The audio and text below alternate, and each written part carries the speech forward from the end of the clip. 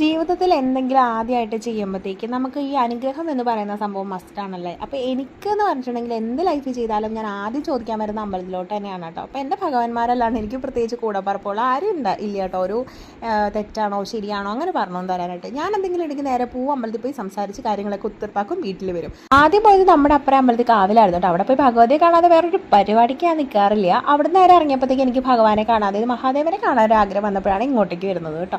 അപ്പോൾ ഇവിടെ വരുമ്പോൾ ഭയങ്കര ഒരു പോസിറ്റീവ് വൈബാണ്. സാധാരണ അങ്ങനെയാണ്, ശിവക്ഷേത്രത്തിൽ പോകുമ്പോൾ ഭയങ്കര ഒരു പോസിറ്റീവ് വൈബാണ്. കുറച്ചേരം നമുക്കിവിടെ ഇരിക്കാൻ തോന്നും. അങ്ങനെ കറങ്ങി നടന്നപ്പോൾ എനിക്കൊരു തോന്നലുണ്ടായി. കാരണം കൊച്ചുങ്ങളെ ഇത് കോലത്തിൽ അച്ഛനെ ആക്കിയിട്ടുണ്ടാവുന്നു. കാരണം ഇത് സൺഡേ ആയിട്ട് അച്ഛൻ വീട്ടിലുള്ള ധൈര്യത്തിലാണ് ഞാനിന്ന് ഇറങ്ങിയത് ഗൈസ്.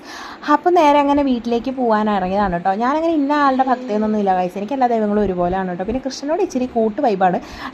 പിന്നെ ഞാൻ വീട്ടിലേക്ക് വന്നപ്പോഴത്തേക്ക് കുറച്ച് കപ്പ മേടിച്ചിട്ട് വന്നിട്ടുണ്ടായിരുന്നു. ഇത് ഇവിടെ ഇരുന്നിട്ട് ചങ്കുട്ടി അത് വെട്ടാൻ എവിടെ നിന്ന് തുടങ്ങണം എങ്ങനെ തുടങ്ങണം എന്നറിയാതെ ഇരിക്കുന്നുണ്ട്. അച്ഛൻ അത് കൃത്യമായിട്ട് വെട്ടിയിടുന്നുണ്ട്, അവളെല്ലാം പറിച്ച് താഴെ ഇടുന്നുണ്ട്. അപ്പോൾ ഇത് കഴിക്കാനുള്ള ആ ഒരു സംഭവമാണ്. അപ്പോൾ നമ്മൾ ഇങ്ങനെ ഈ വട്ടത്തിൽ ഇരിക്കുന്നുണ്ട്, നമ്മുടെ കണ്ണി നോക്കിയാണ് ഗൈസ് വായിലോട്ട് ഇടുന്നത്. പല്ല അകത്തൊന്നും വലിയതായിട്ടായില്ല, ഒരണപ്പല്ലേ വന്നിട്ടുള്ളൂ. അപ്പോൾ അവൾക്ക് ചവയ്ക്കാൻ പറ്റത്തില്ല, അടിച്ചിട്ട് വായിക്കാത്ത വെക്കും. കുറേ നേരമായിട്ട് ഞാൻ എടുത്തുകൊണ്ടിരിക്കുകയാണ്. പിന്നെ ഞങ്ങൾ സമ്മതിക്കുന്നില്ല ഗൈസ് വായി വെക്കാനായിട്ട്, വല്ല മിഴുങ്ങിപ്പോയ പിന്നെ പണിയാണ്. അപ്പോൾ കുറുക്ക് ഞാൻ കൊടുത്തുകൊണ്ടിരിക്കുകയാണ്. അപ്പോൾ കുറുക്ക് വേണ്ട, അവൾക്ക് കപ്പ പച്ചയ്ക്ക് തിന്നാൽ മതി.